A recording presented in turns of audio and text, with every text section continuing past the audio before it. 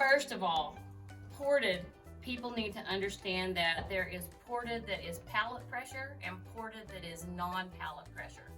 So palate pressure would be a tall enough port so that when you pulled back on a shank, that the port would hit the roof of the horse's mouth.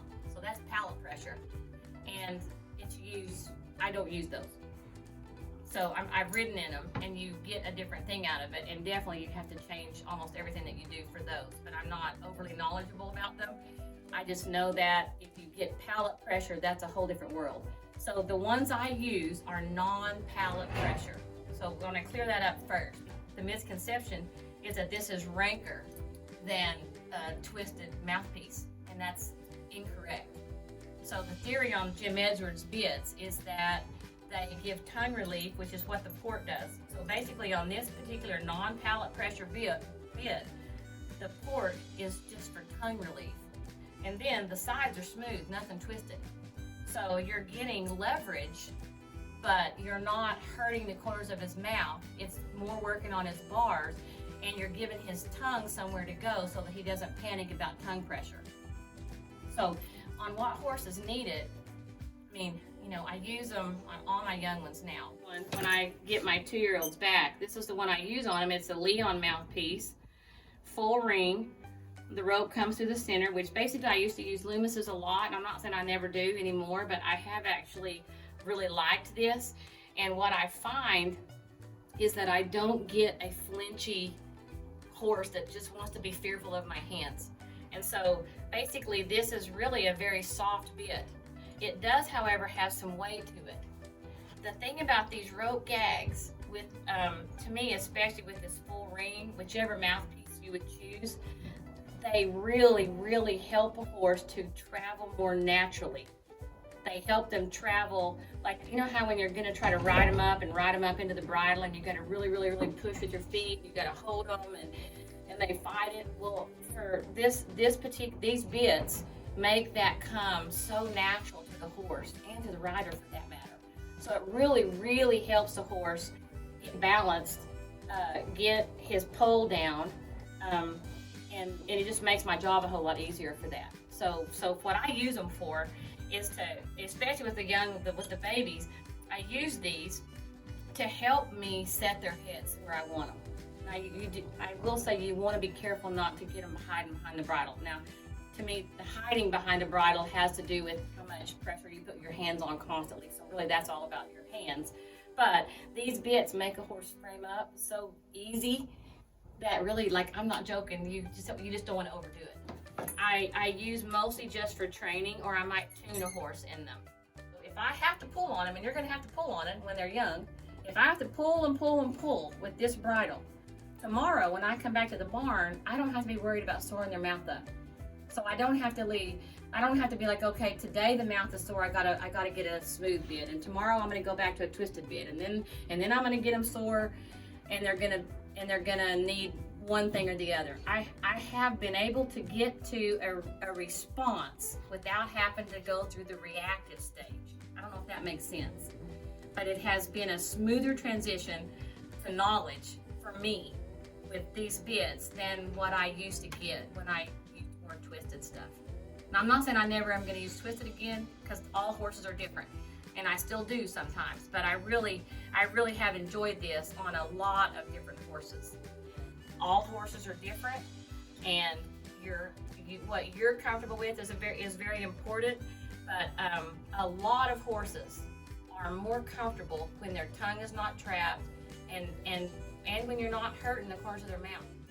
3 pieces allows the bit to collapse more.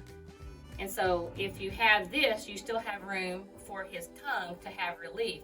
If you put a 3-piece regular dog bone mouthpiece that we're used to riding with, that dog bone, that traps his tongue. So when that bit collapses around the jaw, it also traps his tongue.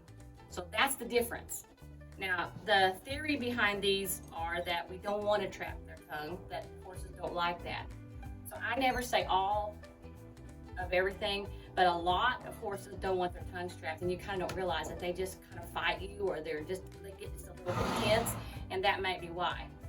some horses don't like to have the corners of their mouth pinched, and I've had several of those. My black mare Kate was that way, and a twisted mouthpiece in her made her feel like she was gonna run off with me.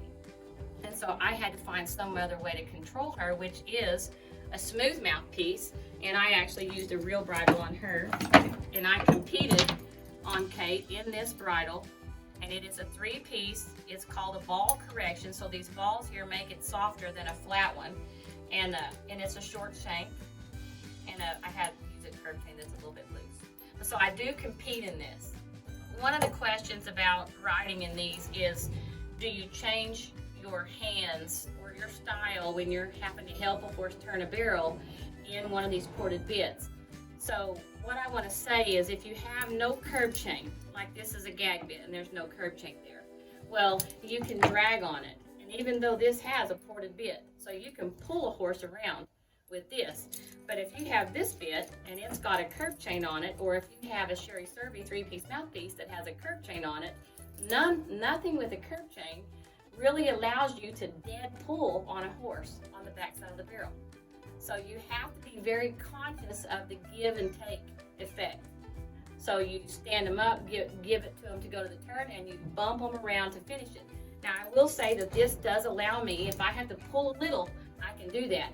But if you have to like dead pull on one, like your colt's getting away from you, and you have a bit with a curb chain, you're going to cause him to stiffen and hang up for a little bit.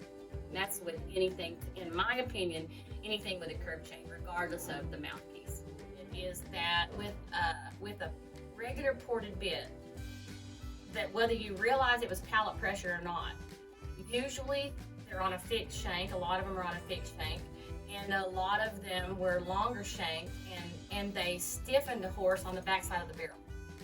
So that's what, when I met Jim Edwards, he was asking why we don't use those regular bits. And so that's what I said. You know, you can stand one up, and I know girls that ride in regular rope and stiff shank bits, and you got to really be good at bump and release. But in general, if you have to sit down and drag a horse around the back a little bit, or help them a little bit, if you pull hard or hang in their mouth on a bit that's got a port and a shank and a curb chain, you're going to kill it off right there on the backside of the barrel. So that, to me, therein lies the problem. That's why our gag bits give us a little more room for, you know, to lead the horse's nose around, and there's a little play in there. Well, when I met Jim, he asked that question, and that's what I told him. So he said, okay, took a bit that had a straighter shank like this, and he shortened it, and this is the straighter shank, more normal. This one does have a slide. And he bent it back. And when I saw it, I thought, okay, yeah, right, that's not going to work, but it did work. It did work. And so I have been able to successfully compete in this particular bridle, which this is called the J shank short, and it's 4.5-inch shank. And my favorite mouthpiece is this ball correction. I don't start my babies in it, but it's my favorite mouthpiece to go to for the horses as they mature and can ride in a real bridle.